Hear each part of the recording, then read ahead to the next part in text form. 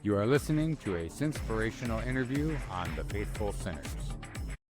Welcome, Faithful Sinners. Tonight, I've got an opportunity to have us speak with Nick Lukas, my family member, buddy, a strange friend, and a Christian brother as well. Yes, sir. Welcome, Nick. Thank you for joining me tonight. Yeah, Tim, man, thanks for having me here. I'm happy to be here. Well, one of the things you had asked actually in some of the communications before coming on is, what are we going to talk about? What's kind of the objective? And I threw right back at you, sin. Yeah. you know, Yep. but that is literally what I'm trying to do is help with that acronym of share, inspire, and navigate. So what we go through tonight, the whole purpose of the conversation is to learn a little bit about, things that we have each gone through, learned through, maybe are still struggling with, because I know there's a crap load of stuff I'm still struggling with. But then from that, maybe somebody in the community learns a way to benefit themselves in that. And that's kind of why I look forward out of the conversation as an end result. Um, Hmm. During the conversation, I will throw a couple of questions at you and let you kind of manage to them how you feel. But as far as today, the whole idea is we're in a world right now, I think, as you and I have discussed when we were up over the 4th of July holiday, where there's a lot of communication happening between people, a lot of Hmm. loss of trust amongst family, even sometimes, but Hmm. definitely amongst leadership or education or even religious systems in some Hmm. situations. Conversations like this are just not happening. And that's Right. the reason why I try to open the door, at least for us to share a little bit and see where it goes. How's that sound? Yes, sir. Absolutely. I'm here All right. for it. Now you're a dad, right? Yes, sir. Yep. I've got a 7-year-old girl, Ruby. She's named after my recently passed grandmother.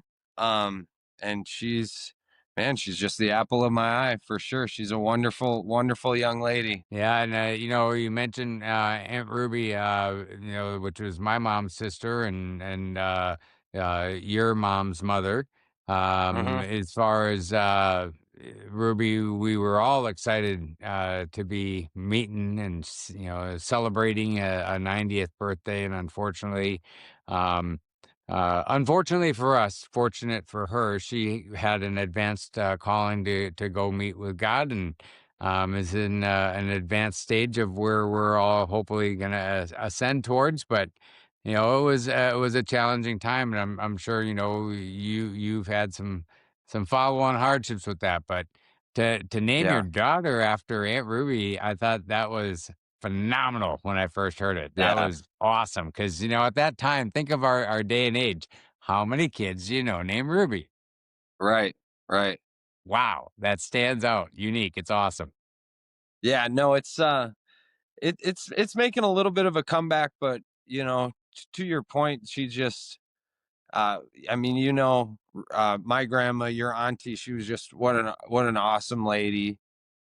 Just as sweet and genuine as can be, but tough as nails. So I just, you know, I couldn't have asked for a better grandmother, and yeah, I'm honored to name my little one after her, and just eager to see her follow in her grandma's footsteps or wherever, however she wants to go. But it's definitely, she has a good role model in her great grandma, that's for sure. But uh yeah, it's one of those things where, sometimes death can be so tragic, and other times it it can be more bittersweet. So for us, like, I know I'm left with this hole in my heart, um a little bit. But for my grandmother, for Ruby Senior, the elder Ruby, it's a sweet relief. She's been asking the Lord to take her for 5 years since my grandpa Ron passed away. She's been telling us she's ready, telling the doctors not to do anything. to uh, not to do any sort of advanced life-saving measures or anything, but that it's she's ready when it's her time. And she, in a situation like that, you can rejoice in knowing that she's finally where she wants to be and she's at rest. So yes, Well, and I sir. thought what I thought was awesome is while she was in the hospital and going through some of the challenges is that your aunt Terry had brought over uh, Ruby's sister, flew her up, and the way they got introduced into the hospital room with, a little face mask of Ruby over 'em, so hiding their identity and then, secret, that was awesome. Yeah, it is awesome. That And was and the cool of her to do video, that. you could see Ruby, you could see her kinda laugh and smile and light up all at once, it was awesome. Yeah. Yeah, no, it is. It would have been neat to celebrate her 90th and stuff too. But it's just kind of it's interesting how it almost came full circle, that she um passed away almost exactly 90 years from when she got to this earth. So Yeah, I don't know, and yeah. she definitely lived a full life. It's like somebody said during the funeral, her work here was definitely done. She had Hmm, accomplished quite a bit here in this life. So yeah, yes, sir. absolutely. Well, hey, let me run to I wanna actually pinpoint a couple of things towards your direction, so I apologize Yes, for sir. my eyewear, but, um as you think about your own life, what's a moment that stands out in your mind when you were living or responded in a way that didn't align with who you actually believed yourself to be as an individual? Man, the first thing that comes up was just this morning. Actually, I had kind of gotten into it with my daughter's mom, who we're separated. I have my daughter 50% of the time, and she's with her mom the other 50% of the time. And we were arguing over, I think it was our family wizard, and signing up for the that we need to get our family wizard. And I believe I called her, and I know that I had called her a name. Nothing. I Crude. didn't swear at her or anything. I didn't use the B word. I think I said she was dumb or something. Immediately, I regretted it. Immediately, I stand by my point. What we were arguing about and stuff. But man, immediately, I thought to myself, that is not the kind of man I want to be. Uh, I certainly don't want to be treating my daughter's mother that way. I would hate Right. it if my daughter heard me say or knew that I had called her mom, dumb. And I just was immediately humbled. And I right away reached out to her and said, and apologized and said, "Hey, I'm sorry for calling you dumb. That was mean. I really do apologize." And I didn't get a message back, but we weren't. She didn't continue the fight or anything, so that's a win, I guess, in my book. Well, I totally understand exactly what you're talking about. I was in a similar situation and used a word actually that's probably the only time I've ever used the word in anything. Um, and at my most heightened point in time of frustration. And as soon as it left my mouth, I could say like, "Oh, come on back." Yeah. You know, but it was there, and that led to a whole nother dynamic because sometimes, our words have massive impact, because they're Yeah. lasting. They're always there. They're always sitting residually inside of somebody somehow. So they're hard to overcome when they're put out to resolve, the impact that was there. But as far as the situation, I think it's amazing and awesome that you recognized it, understood it, actually took proactive steps, to share your recognition of it, even though you didn't get, a response. Like, because that's the way it's gonna go. That's a Yeah. divorce sometimes. Yeah. and Yeah. that's fair also on their part because they got hurt.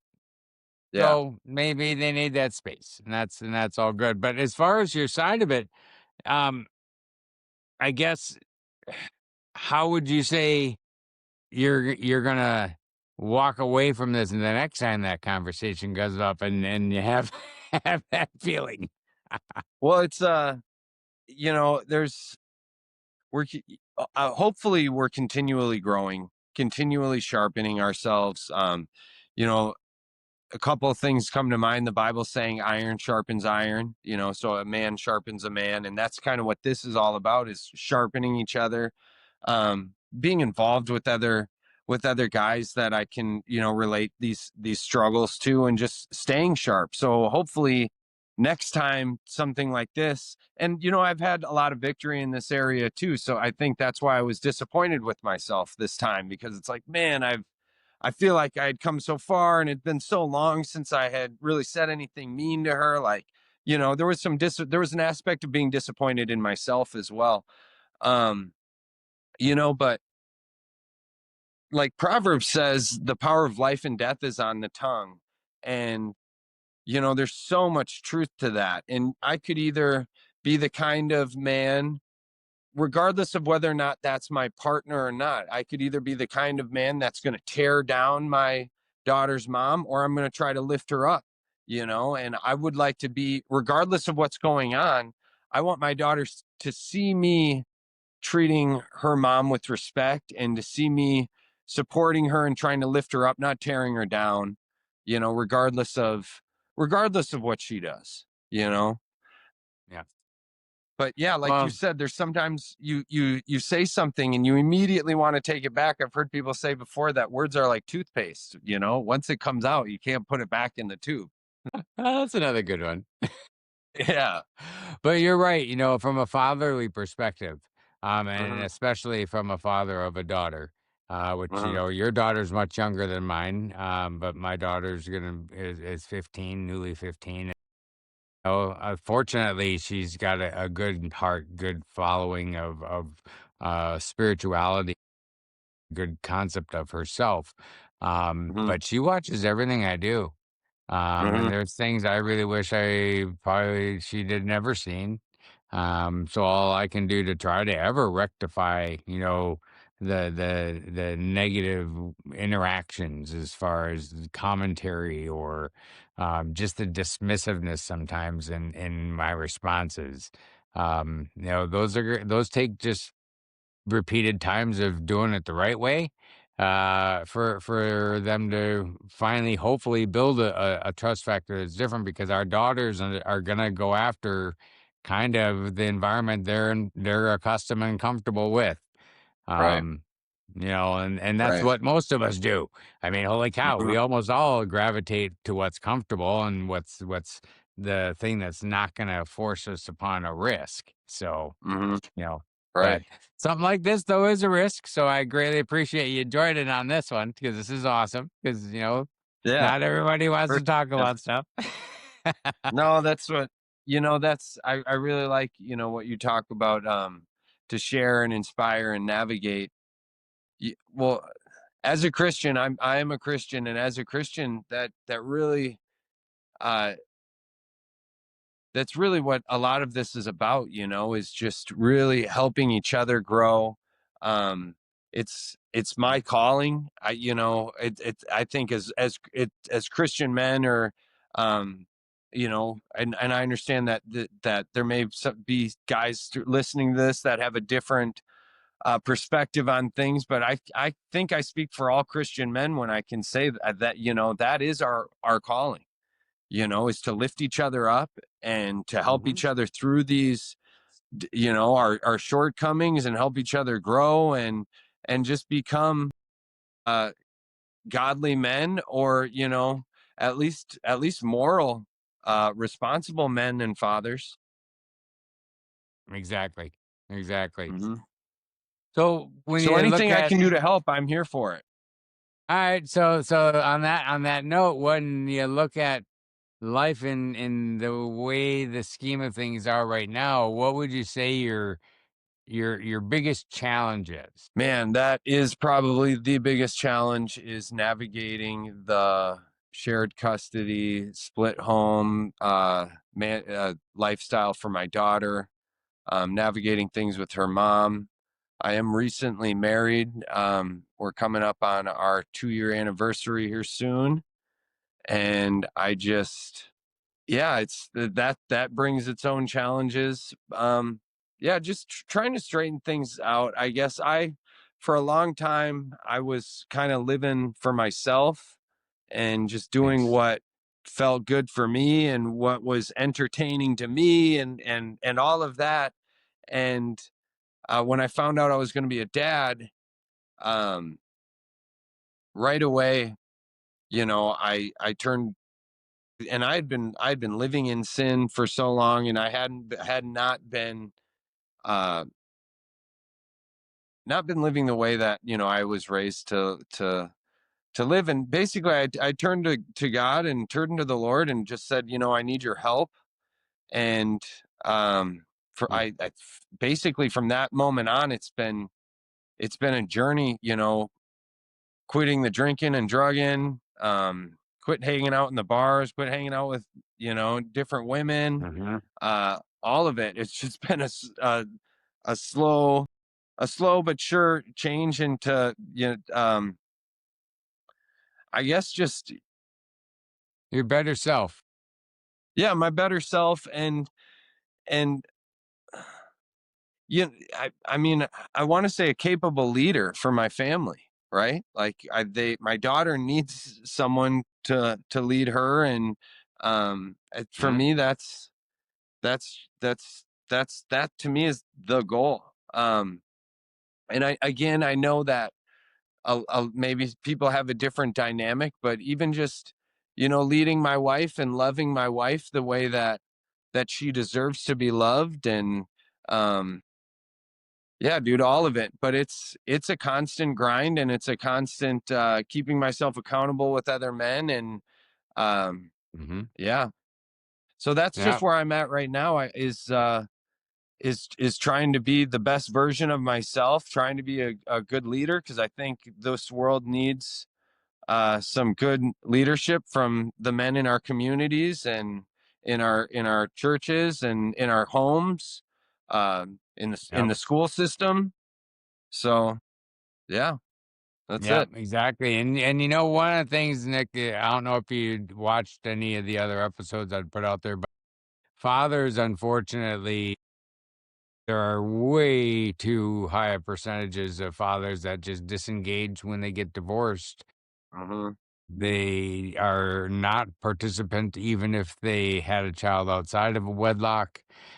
Hmm. Communities just don't have a lot of times even good role models for these kids from a male perspective for them to Hmm. gain the trust and the confidence of what that relationship is as they grow up. So I commend you on the struggles that you fight through and the steps that you've taken, and I see you. I saw you over the weekend, and I thought it was amazing. How your daughter was just like super excited anytime dad was ready to turn around and go do something next. Yeah. So that was pretty cool. Um, well, let me run through one other thing here with you real quick. What would you say is a time? Well, describe a time when you did or acted in a way that you would actually consider to be sinful. Oh man, I've had my fair share of those moments for sure. Um, I know, I don't know where to start. yeah, I don't even know where to start. Let's see. I will say this. I grew up, and my vice has always been women. And that's true for a lot of men, I would say. Um, and I will say that uh, there's much steeper consequences when you start fooling around with women, especially multiple women and the wrong kind of women. Um, there's much steeper consequences than I ever realized. And Oh, yeah. things like that they can haunt you. You know, I just turned 40 years old and I'm still haunted by some of the things, uh, in regards to my dating life prior to getting married. And I would just say that that's definitely been the biggest one is just being sinful um in regards to that. And and from that kind of, it leads to other sins. It leads to, deception, um and all sorts of things. So that's for sure Yep. it. That's for sure the one. Well, you have a daughter. I've got a daughter, and I've got two boys younger than my daughter. And my two boys, that's probably the biggest thing that I hope to goodness that I can convey, is all of that what you just said. The Uh-huh. impact of the interaction, the physical activity, the emotional activity, all of it is way more impactful than I even recognize even like today. Right. Right. you know so as a young adult, young man, or somebody newly exploring that world, I hope to goodness I can figure out a way to convey the responsibilities that we hold behind it, not even just on a biblical perspective, but as a personal perspective, because that's where the problem is occurring, is too many guys going out knocking up a girl, and then there's a girl with a new kid and the kid with no dad. Right. Oh, No, so 100%. no. 100%. Well, let me ask you this last question. I'm going to let you go. Yeah. What is a consistent compliment that you've received throughout your life? Man, I like the I would smile. say, um, man, I'm trying to think of some compliments that I don't know that, you know what, I might have to kind of to switch it up a little bit because I don't remember any real. I'll say this. The best compliment I ever got as a kid growing up was from my dad. And my dad told me, Mm. um, you're definitely not the smartest kid in your class, but you're not dumb.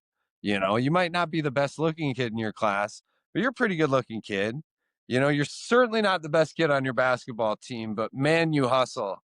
Uh, but you know what, Nick? He said one day you're going to be the best dad for somebody.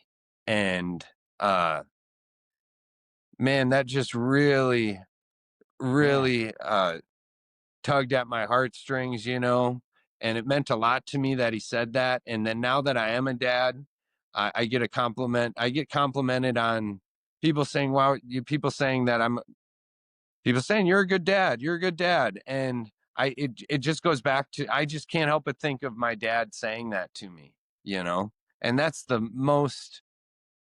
best compliment I think a guy could get, is when someone tells them they're being a good dad or they're a good dad. So especially when your own dad says it in advance of it yeah, even being there. yeah. No, I love it. And I hope he gets a chance to come on here. So come on your Absolutely. show. Well, we'll end it on that note because that was awesome. I will conclude. Thank you, faithful sinners, for tuning in today. And make sure to share this with people that you know, and that way we can all sin better together. Thank you for listening to our inspirational interview on the Faithful Sinners. And make sure to check us out on thefaithfulsinners.com and like and follow us on your favorite podcast and social media stations.